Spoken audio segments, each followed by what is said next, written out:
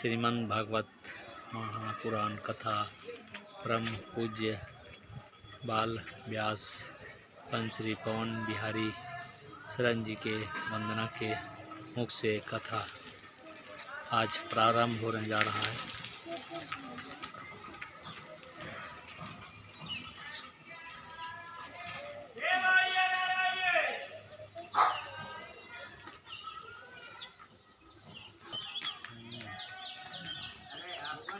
हाँ नहीं आया लगता है। हाँ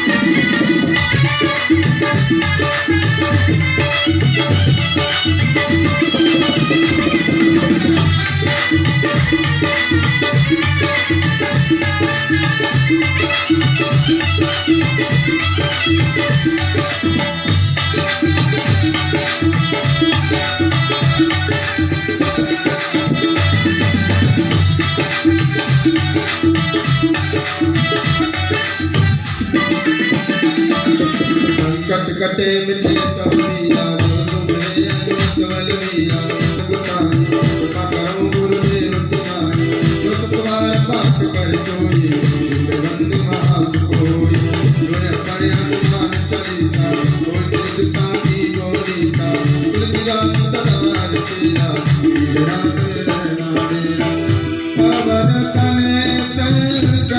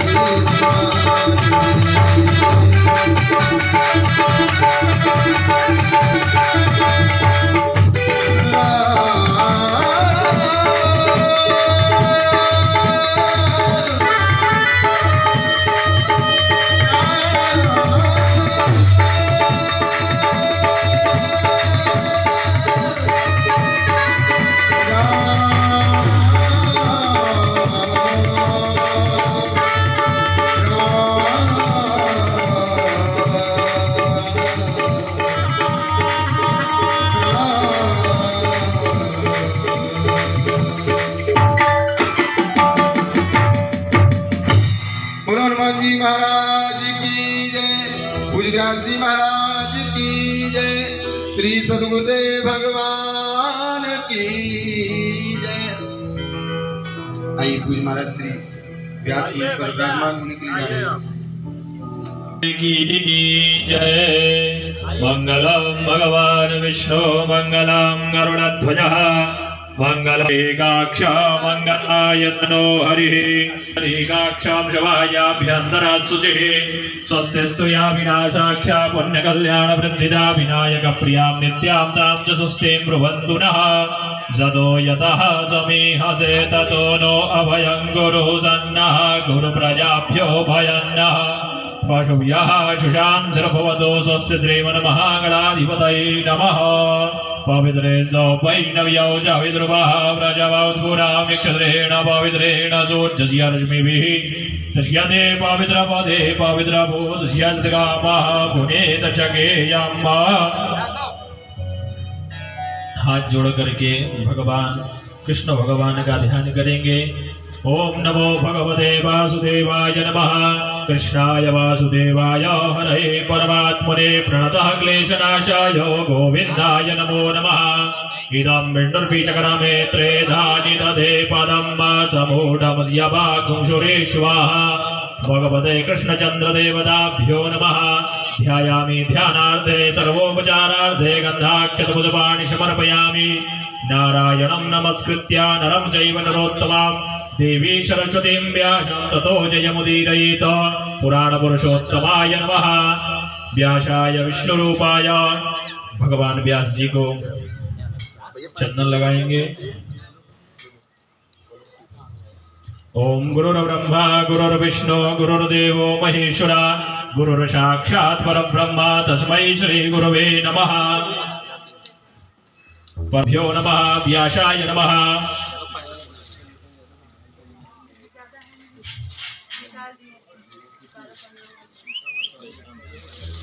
तद्वाजामि ब्रह्मणा वन्दवान् तदा चाते जजमानो वर्भिः अयेणमानो वरुणे हवोद्युरुशको शमाने आयुः प्रमोखीः कलशे वृणत्यावाहि देवताभ्यो नमः। ऋग्वेदाय नमः यजुर्वेदाय नमः सामवेदाय नमः अथर्ववेदाय नमः। सर्वोपचारार्थे गन्धाक्षतपुष्पाणि समर्पयामि। वृन्दायै नमः। सर्वोपचारार्थे गन्धाक्षतपुष्पाणि समर्पयामि। सुखाय नमः। सर्वोपचारार्थे गन्धाक्षतपुष्पाणि समर्पयामि। नमस्करोमि। एष धूपा एष दीपा।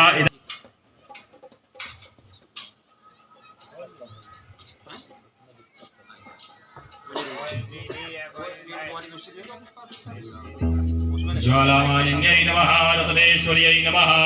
सर्वोपचारार्थे गन्धाक्षतपुष्पाणि समर्पयामि। माला पहले माला चढ़ा आलंत्यादीनि वै प्रभो मया हृतानि पुष्पाणि पूजार्थं प्रतिगृह्यताम्। पुष्पं पुष्पमालां समर्पयामि। नारायणं नमस्कृत्य नरं चैव नरोत्तमं देवी सरस्वतीं व्यासं ततो जयमुदीरयेत्। ज्वालामालिन्यै नमः। ब्रह्मणे नमः। ब्रह्मणे नमः। आकाशात् पतितं दोयः। सर्वोपचारार्थे अनन्तानन्दकोटि नमस्कारान् निवेदयामि। जले ज्वाला स्थले ज्वाला ज्वाला पर्वतमस्तिके त्रैलोक्यव्यापिनी ज्वाला ज्वाला देवी नमोस्तुते।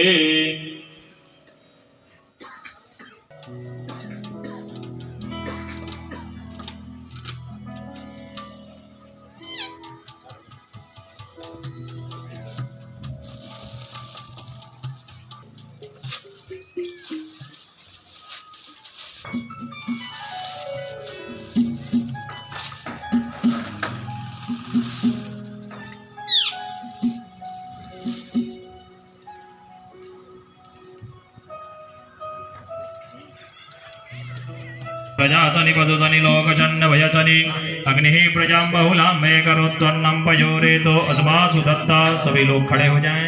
भगवान की आरती करेंगे। पुराण पुरुषोत्तम भगवान की जी। आरती चरण कमल चितलाय तहाँ हरि वासा करे यज्ञ सफल है जाय। श्री है आरती आरती पापियों को पाप से है तारती। श्री भागवत भगवान की है आरती पापियों को पाप से है तारती।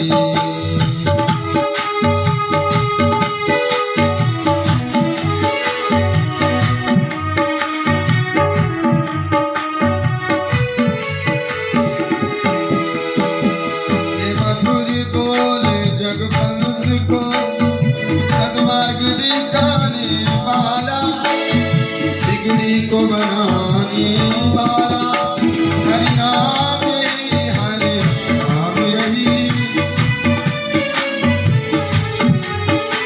हरि नाम ही हरि नाम ही प्रभु की महिमा की आरती पापियों को पाप से तारती भगवान की है आरती पापियों को पाप से है तारती ये शांति गीत पावन पुनीत पापियों को से है तारती भागवत भगवान की आरती पापियों को पाप से है तारती ये अमर ग्रंथ ये मुक्ति पथ ये पंचम वेद निराला नवज्योति जगाने वाला ये अमर ग्रंथ ये मुक्ति पथ ये पंचम वेद निराला नवज्योति जगाने वाला श्री राम ही घनश्याम ही श्री राम ही घनश्याम ही जग के मंगल की आरती पापियों को पाप से भगवान की है आरती पापियों को पाप से पूरी भवानी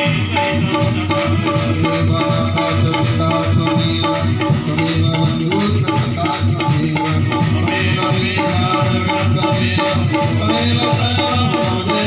कृष्ण हरे राम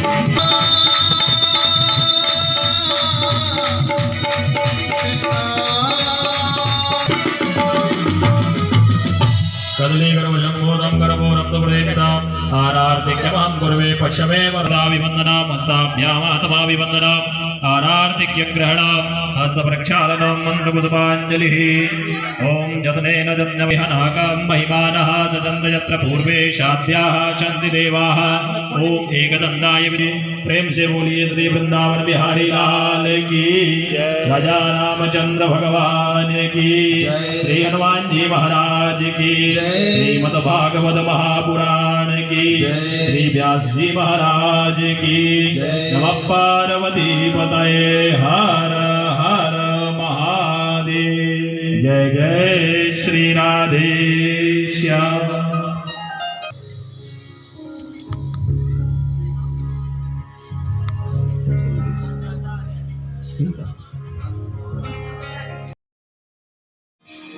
सप्ताह यज्ञेन कलौ पुनन्ति ते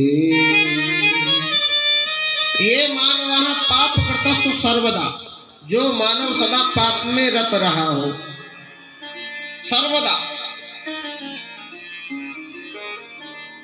क्रोधाग्नि दग्धा जो हमेशा क्रोध में जलता रहता है बात बात पे गुस्सा क्रोध कुटिलस्य कामिना मनुष्य कुटिल और कामी रहा हो वह मानव भी अगर भगवान की कथा मात्र 7 दिन श्रवण कर ले सप्ताह यज्ञेन कलौ पुनन्ते उसका भी कल्याण हो जाता है जीते जीत तो कौन कहे मरने के बाद भी उद्धार हो जाता है क्या कभी कैसा ऐसा हुआ यह समझाने के लिए सुंदर आख्यान तुंगभद्रा नाम की नदी के किनारे अनुपम नाम का नगर बसा था जिसमें एक आत्मदेव नाम के ब्राह्मण रहते थे ब्राह्मण देव को 4 सुख प्रधान होते दुनिया में पहला सुख निरोगी काया दूजा सुख घर में हो माया तीजा सुख सुलक्षणा नारी चौथा सुख पुत्र आज्ञाकारी तो माया और काया यह द्वय सुख तो उन्हें प्रचुर मात्रा में मिले थे घर में माया निरोगी काया लेकिन तीजा सुख सुलक्षणा नारी यह उन्हें सुख नहीं मिला था पत्नी सुलक्षणा नहीं थी नाम क्या था पत्नी का श्रीमती धुंधली देवी क्या नाम श्रीमती धुंधली देवी नाम ही नहीं काम भी ऐसा ही था। लोक वार्ता रहता है, दूसरों की चुगली करने में उसको आनंद आता था। झूठ बोलना, पति देव जब तक घर पे रहते तब तक शांत रहती हैं, पति देव घर से गए तब देखो इसका तांडव। जब तक पड़ोसन से किसी बात को लेके लाठी चार्ज न हो जावे तब तक खाना ही हजम नहीं होता धुंधली का, ऐसा स्वभाव। हाँ, अच्छा, पत्नी अच्छे स्वभाव की नहीं मिली और घर में कोई बेटा भी नहीं। आत्मदेव कोई वृक्ष लगाते सूख जाता है, एक गऊ पाल रखी है वो भी बांझ है। पड़ोसी लोग ताना मारने लगे, अरे राम राम, निपुते का मुंह देखना पाप है। दुकान पे जाता है तो लौट जाता है, कोई खेती खलियान पे जाता है तो सगुन बिगड़ जाता है, निपुता। आत्मदेव को बड़ी गिलानी हुई, ऐसे जीवन से तो मरना चोखा। एक दिन घर छोड़ के जंगल में गए, मरने की आत्महत्या करने के उद्देश्य से।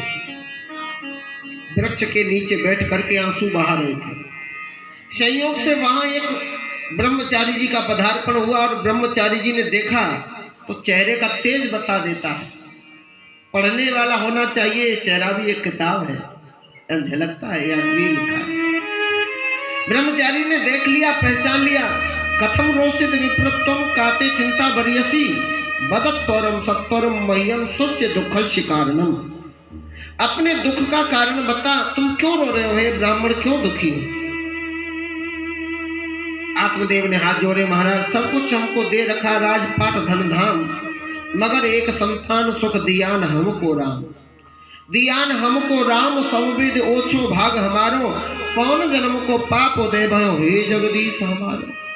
सब कुछ है, बेटा नहीं है। महात्मा जी बोले, अरे राम राम, हमने समझा भगवान को पाने के लिए रो रहा होगा, ये तो बेटा पाने के लिए रो रहा है। हमने भगत समझा था, ये तो ठगट निकला। लेकिन चलो, जब हमने पूछ ही लिया है तो हम साधु हैं। साधना, अपने को भी साधना, दूसरों को भी साधना, यही साधुता है। समझाया महात्मा ने।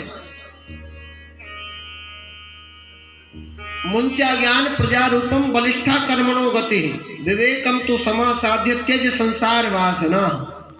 ये परिवार बढ़ाने की लालसा छोड़ दे। बलिष्ठा कर्मणो गति, कर्मों की गति बलवान होती है। भाग्य में होगा तो भाग करके आएगा, भाग्य में नहीं होगा तो आकर भी भाग जाएगा। तू क्या कर पाएगा भाई? सुकरी जानते हैं हम लोग, सुगर, उसकी धर्मपत्नी सुकरी।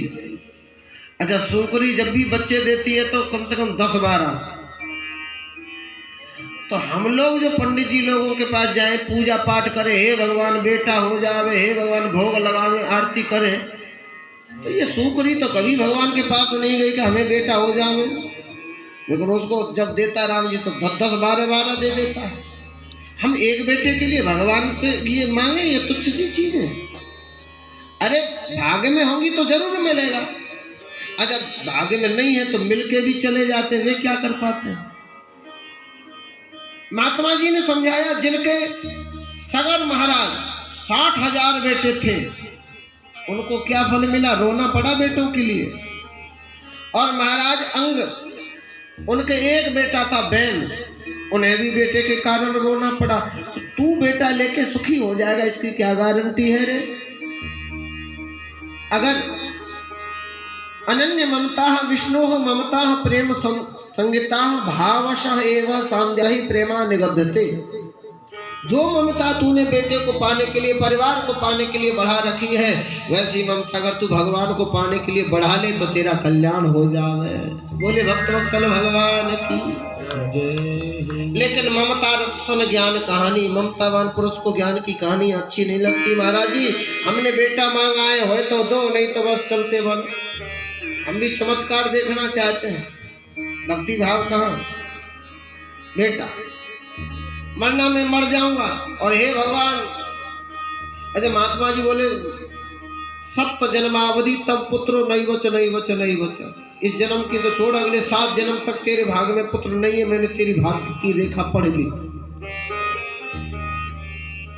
आत्मदेव बोला, मैं मर रहा हूं और हे भगवान मेरे मरने की ब्रह्म हत्या ये महात्मा जी को लग जाए।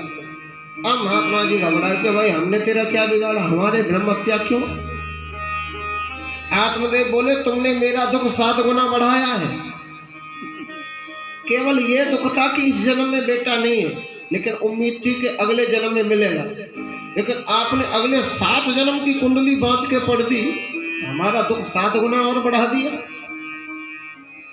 लेकिन मैं ये जानता हूं जो ब्रह्मा का लिखा हुआ पढ़ सकता है, जिसमें पढ़ने की सामर्थ्य है उसमें बदलने की सामर्थ्य भी जरूर होगी। या तो बेटा दीजिए, नहीं हम मरे। महात्मा जी बोले तुम कहाँ मरे, हम मरे, ब्रह्म हत्या तो हमें लगेगी। अच्छा भाई मरो मत। महात्मा जी ने एक फल निकाल के दिया, आत्मदेव को बोले ले जाओ पत्नी को खिला देना, भगवान का चिंतन मनन करे, कथा सुने तो सुंदर सा बालक तुम्हारे यहाँ होगा। आत्मदेव बड़े प्रसन्न हुए, वो फल लेके आए और धुंधली को बुला करके फल पकड़ा दिया, लो भगवान जल्दी से खा लो।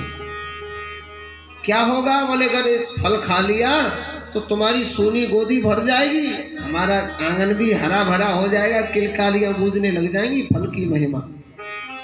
धुंधली बोली रे राम राम, फल खाने से भी कोई बेटा होता है क्या? ये अंधश्रद्धा, अंधविश्वास आजकल लोग तमाम कहते हैं, अंधविश्वास। आत्मदेव बोले खा लेना। आत्मदेव से गलती हो गई, खिलाया नहीं, खा लेना। अच्छा धुंधली वो फल लेके बैठी थी, खाऊं नहीं खाऊं, पता नहीं किस बाबा जी ने दिया होगा, कौन सा जंतर मंत्र पड़ा होगा, कौन सा टोना चलाया होगा। उतनी देर में एक पड़ोसन आ गई, बहन धुंधली कैसी हो? बोले हो तो ठीक, लेकिन सवेरे से समस्या में पड़ी हूँ। क्या? बोले तुम्हारे जेठ जी कहते हैं ये फल खा लो गर्भवती हो जाओगी। अब तू बता क्या फल खाने से भी गर्भ रहते हैं क्या? अंधविश्वास। पड़ोसन बोली देख फल खाने बाद में दम नहीं, और हम किसी से कम नहीं। हम लोग भी खूब आशीर्वाद देते हैं। एक आदमी रास्ते में होके जाना था, एक आदमी खटिया में पड़ा पड़ा दर्द से रो रहा था, आह आह आह। अच्छा रास्ते में निकलने वाले ने प्रणाम किया, भैया जी पाए लागू। खटिया में से बोला सुखी रहो। पाए लगने वाला बोला पहले तुम ही सुखी हो जाओ, हमें बाद में कर लेना। पहले तुम तो सुखी हो जाओ। हम लोग भी आशीर्वाद देते हैं, लेकिन भगवान का भजन तो नहीं करते, सुमिरन तो नहीं करते। नारद जी ने आशीर्वाद दिया राम लक्ष्मण को, सफल मनोरथ होए तुम्हारे, राम लखन सुन भय सुखारे। तो बोलो विश्वामित्र जी का आशीर्वाद फला के नहीं फला? नारद जी ने आशीर्वाद दिया माता पार्वती को, लेकिन आशीर्वाद देने का तरीका कैसा था इन दोनों का, ये देखो। नारद जी ने कब आशीर्वाद दिया? अस कहे नारद सुमिर हरि ही गिर जय दीन आशीष। पहले भगवान का स्मरण किया तब आशीर्वाद दिया। अच्छा विश्वामित्र जी ने आशीर्वाद कब दिया? सुमन पाए मन पूजा कीनी, और पुण्य आशीष दो भायन दीनी। पहले पूजा करी तब आशीर्वाद दिया, तो उनका आशीर्वाद फला। इसका मतलब क्या है? हम लोग पूजा पाठ तो कुछ करते नहीं हैं और बस आशीर्वाद देने में लगते हैं बच्चों को, खुशी रहो खुशी रहो। बच्चे खुशी हो ही नहीं पाते, बोले तब कहना। गांठ में कुछ होना चाहिए। अच्छा आशीर्वाद। धुंधली बोली फल खाऊं ना खाऊं? पड़ोसन बोली फल खा ले, बेटा हो जाएगा, महापुरुष का आशीर्वाद काम करेगा। धुंधली बोली लेकिन मुझे एक समस्या दिखती है। क्या? अब धुंधली की कुतर की बुद्धि देखना, ऐसी बुद्धि हमारी होती है, शास्त्रों की बात को काटना, महापुरुषों की बात की अवहेलना करना। क्या बोली धुंधली? फल भक्षेण गर्भस्यात गर्वेणु दरवृद्धता स्वल्प भक्षम ततो शक्तिर गृह कार्यम कथम भवेता। मान लो तेरी बात बड़ी करती हूँ, घर में ये फल खा लूं और मैं गर्भवती हो भी जाऊं तो बड़ी समस्याएं दिखती हैं। क्या? फल भक्षेण गर्भस्यात गर्वेणु दरवृद्धता। फल खाने के बाद गर्भवती हो जाऊंगी तो गर्भ में रहने वाला बालक बढ़ेगा। अच्छा जब गर्भ में रहने वाला बालक दिन पे दिन बढ़ेगा तो क्या मेरा भोजन कम नहीं हो जाएगा? क्या चिंता है? गर्भ में बालक बढ़ेगा तो भोजन कम हो जाएगा। अच्छा जब भोजन कम हो जाएगा तो क्या मैं कमजोर नहीं हो जाऊंगी? बुद्धि की तर्क देखिए। और जब मैं कमजोर हो जाऊंगी तो घर का सारा काम कौन करेगा? स्वल्प भक्षम ततो शक्तिर ग्रह कार्यम कथम भवेत। कम खाऊंगी, कमजोर हो जाऊंगी, घर का काम कौन करेगा? ये समस्या। पड़ोसन ने समझाया ऐसा काम काज की समस्या 2-3 महीने के लिए आती है, पूरा 9 महीने थोड़ी दिक्कत होती है। उसके लिए सुगम तरीका है क्या? अपनी ननद रानी को बुला लेना। अरे हमारी ननद जब फुआ जी बनती है तो उन्हें बधाई में वैसे भी कुछ न कुछ देना ही पड़ता है। इससे बढ़िया तरीका है 2-3 महीना पहले ही ननद रानी को बुलाओ और खूब छक्के काम कराओ, बासन बर्तन कराओ साहब, झाड़ू पोछा और मसक्के, खूब कपड़े धुलवाओ। और जब समय पे जो बने वो बधाई के नाम पे दौड़ चलता करो, ननद को बुला लेना। धुंधली बोली ना ना ना ना, तू नहीं जानती, मेरी ननद तो महा चोटी है। तू 3 महीने की बात कर रही है, 3 दिन में पूरा घर साफ कर जाएगी। ननंदा मंदा शाम मई सर, ननद को नहीं बुलाऊंगी, इससे बढ़िया तो कोई नौकरानी रख लूंगी। बोले हाँ ये भी तरीका ठीक है, नौकरानी रख ले पर फल खा ले। एक और समस्या क्या? मैंने सुना है गर्भवती स्त्री कहीं ज्यादा तेज दौड़ भाग नहीं सकती। पड़ोसन बोले बात ठीक है, नहीं दौड़ना भागना चाहिए, पर तू पूछ क्यों रही है? तुझे कौन सी रेस में हिस्सा लेने जाना? अपना काम कर, ख्याल रख, घर पे विश्राम कर। धुंधली बोली नहीं नहीं, मुझे दौड़ना भागना तो कहीं नहीं, पर सोचती हूँ कभी कभी क्या। बोले घर में आग लग गई तो, कहीं भूकंप आ गया तो, सोचने की देखिए शक्ति आप, ये धुंधली का तर्क है। अच्छा आग लग गई या भूकंप आ गया तो घर वाले भाग जाएंगे, मैं भाग नहीं पाऊंगी तो मरना तो मेरे ही होगा ना। दैवात घाटी वर्जित ग्रामित पलायित गर्भणी कथम, वो गर्भणी कहाँ जाएगी? कुछ लोग उल्टा ही सोचते हैं, सकारात्मक और नकारात्मक। सोच बदलिए, सोच बदलने से सितारे बदल जाते हैं, नजरें बदलने से नजारे बदल जाते हैं। अरे कश्तियां नहीं बदली जाती, सिर्फ दिशा बदलने से किनारे बदल जाते हैं। सिर्फ दिशा बदलने से किनारे बदल जाते हैं। सोच बदलिए। मेरा बेटा तो 2-4 साल भी रुक गया, मैं तो बिना मारी मर जाऊंगी।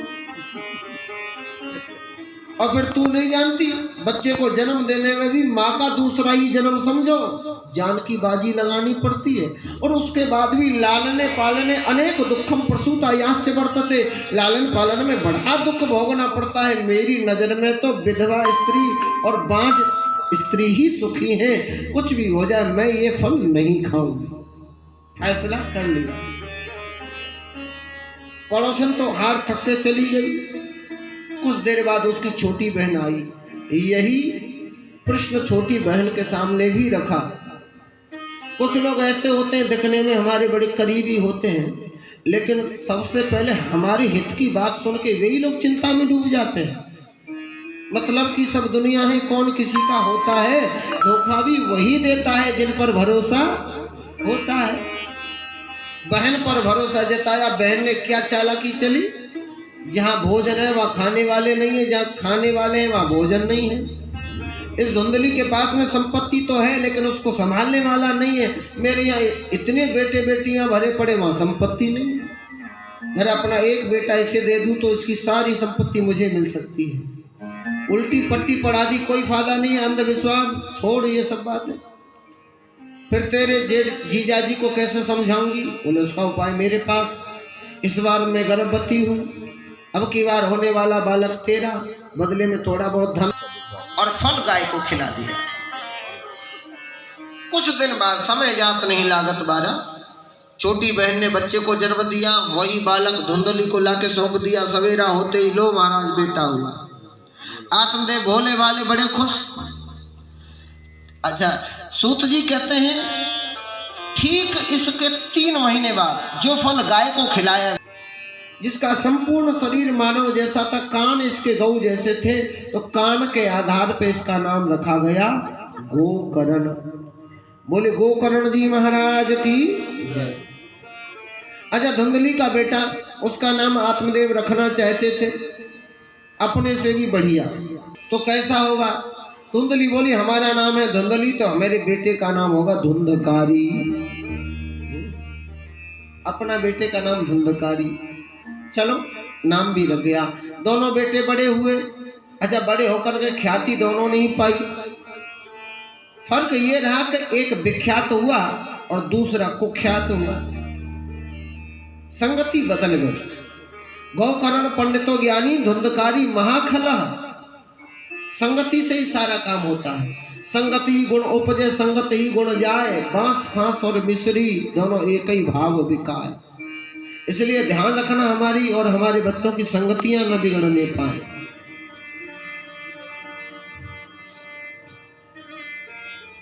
अच्छा, बचपन से ही जुआरी, शराबी, कबाबी, नशेड़ी, चोरी, जारी, जुआ, मांस भक्षण, ये सारे दुर्गुण उसमें आ गए। आत्मदेव ने समझाया, तुम ब्राह्मण हो, ब्राह्मण की करो। पिता को डांटने लगा, खबरदार तुम्हारी बुद्धि सठिया गई है, क्या जानते हो, खबरदार शांत रहो। ऐसे भी धुंधकारी होते हैं जो माँ बाप बचपन में बच्चों को बोलना सिखाते हैं, फिर वही बच्चे बड़े होकर के माँ बाप को चुप रहना सिखाते हैं। बचपन में माँ बाप ने जिन बच्चों के पैदा होने पर पेड़े बांटे थे खुशी में, वही बच्चे फिर बड़े होकर माँ बाप को बांटने लगते हैं। बीड़ी सिगरेट का धुआं जिन्हें जरूरी लगता है और माँ बाप की दवाइयों का खर्चा जिन्हें मजबूरी लगता है, वही धुंधकारी हैं, वही धुंधकारियों के लक्षण हैं। माँ नहीं मात पिता नहीं देवा, साधुन से करवावन सेवा। जिनके ये आचरण भवानी, ते जानो निश्चर सब प्राणी। धुंधकारी माँ बाप को मारने लगा, गाली गलौज, रात को घर पे रह। महात्मा जी ने समझाया था, महात्मा जी का वो ज्ञान सत्संग आत्मदेव की समझ में नहीं आया, लेकिन जब अपमान की लात पड़ी धुंधकारी के द्वारा तब समझ में आई, क्योंकि लातों के भूत बातों से मानते कब हैं।